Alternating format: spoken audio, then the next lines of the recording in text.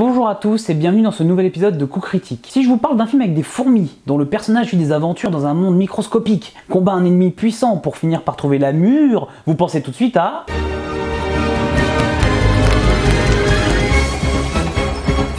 Quoi? Non, c'est pas ça du tout, qui c'est qui a touché à mon texte? Non, aujourd'hui est un grand jour, on va s'attaquer au premier film super-héroïque de l'émission, on va parler... I'm Ant-Man. I know. Wasn't my idea. Ant-Man, réalisé par Peyton Reed, Peyton nom pourri, est sorti le 14 juillet en France. Cocorico, avec Paul Rudd dans le rôle principal, Michael Douglas dans celui du docteur Henry Pym, Evangeline Lilly, qui n'est plus perdue depuis qu'elle a trouvé la Terre du Milieu, si vous me suivez, ainsi que Corey Stoll. Sans moustache dégueulasse, ni perruque qui se barre en vrille, je vous renvoie à The Strain que je chroniquerai peut-être un jour si vous êtes sage. Pour le pitch, Scott Lang est un gentil loser qui sort de prison après avoir effectué un méga casse en mode Robin des Bois 2.0. Il est le père de la petite Cassie qui vit avec sa mère qui s'est remariée avec un flic. Scott n'est pas un mauvais bougre, il a surtout de mauvaises fréquentations, adepte de points foireux qui le forcent souvent à faire le mauvais choix. Vous imaginez bien que sortant de tôle, il a du mal à trouver un job légal. Pour sa fille, il va donc tenter un dernier coup, s'introduire chez un homme richissime afin de voler le contenu de son coffre-fort. Mais ce qu'ignore Scott, c'est que ce casse est commandité et qui va lui ouvrir les portes du monde super-héroïque marvelien. D'un autre côté, on suit les découvertes de Darren Cross, un scientifique chauve qui aime bien miniaturiser les choses parce que c'est cool. Ce dernier était l'apprenti du Dr Pym. Après avoir tout appris de lui, il lui a piqué sa place à la tête de sa société et s'est farci sa fille. Le mec sympa. Cross, qu'on appellera désormais Crâne d'œuf, parce que c'est rigolo et parce que c'est fait exprès, présente son nouveau projet secret à une bande d'investisseurs. Le Yellow Jacket, armure pour soldats du futur, petite mais costaud, capable de sauver le monde des vilains terroristes si les gentils investisseurs veulent bien lui filer plein de thunes. Cette présentation fout les chocottes à Pym, invité par Cross qui voulait surtout lui filer les glandes. En effet, Crâne d'œuf sait que son mentor a été un super-héros pendant des années capable de rétrécir. C'est pour ça qu'il l'a viré de sa société, afin de percer ses secrets et de pouvoir faire fortune. Et c'est là que la magie du scénario va habilement entremêler ces deux intrigues.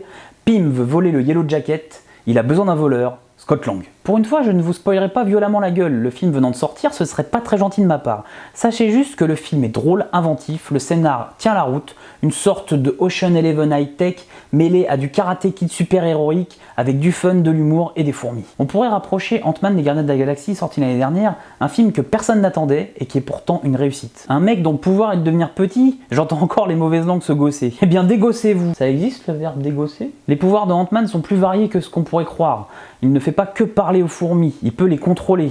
Et croyez-moi, une armée de fourmis aux fesses, ça peut faire mal. Il conserve sa force physique malgré sa petite taille, ce qui fait que s'il a décidé de vous coller une patate entre les deux yeux, vous risquez fortement de décéder. Le film est bourré d'action et d'humour avec de nombreuses trouvailles au niveau de la réalisation. Les scènes à time fourmiesque, oui, fourmiesque est un mot que je viens d'inventer, je fais ce que je veux, sont très dynamiques et finalement très crédibles. Notamment dans la scène de combat final où la caméra passe son temps à passer d'un plan microscopique à taille réelle, ce qui désamorce totalement la violence des coups, mais c'est très drôle et très bien fait. Les personnages sont humains et sincères. Scott n'est pas un super-héros, c'est un homme normal qui veut juste s'occuper de sa fille. Pym, quant à lui, est un vieil homme torturé par la perte de sa femme, l'abandon de sa fille, et pour avoir placé sa confiance dans Crâne d'œuf. Crâne d'œuf est un vilain de film Marvel classique. Ses motivations sont claires. Il est méchant, point. Cependant, on peut comprendre qu'il a été comme un fils pour Pym, mais que son ambition et son obsession pour son mentor l'ont conduit à la folie. Quant au reste du casting, mention spéciale au sidekick latino rigolo de Scott, un personnage en totale roue libre apportant son lot de nawak dans toutes les scènes où il apparaît. En conclusion, avec un maxi bonus petit mais costaud, ce film est une réussite. Il respecte le comics, les fans et reste agréable pour les non-initiés. C'est drôle, touchant, inventif, bref, un très bon film. Voilà, ce nouvel épisode de Coup Critique est maintenant terminé, j'espère qu'il vous aura plu. N'hésitez pas à lâcher un petit commentaire en bas de la vidéo, ça fait toujours plaisir. N'hésitez pas non plus à vous abonner à la chaîne, à partager la vidéo sur les réseaux sociaux. Parlant de réseaux sociaux, je suis toujours sur Facebook, Twitter, Google+. N'hésitez pas à me rejoindre, ça me ferait plaisir aussi. C'est tout pour moi et je vous dis à très bientôt pour une nouvelle critique. Mais n'oubliez pas, un vrai fan reste toujours après le générique de fin.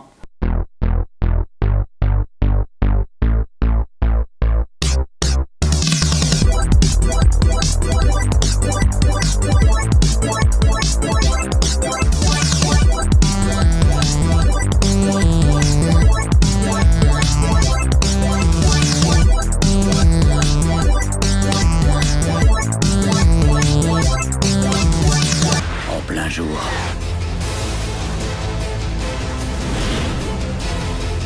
Ou dans la nuit noire. Nul mal n'échappe à mon regard. Que ceux qui devant le mal se prosternent. Règne la lumière. Green Lantern!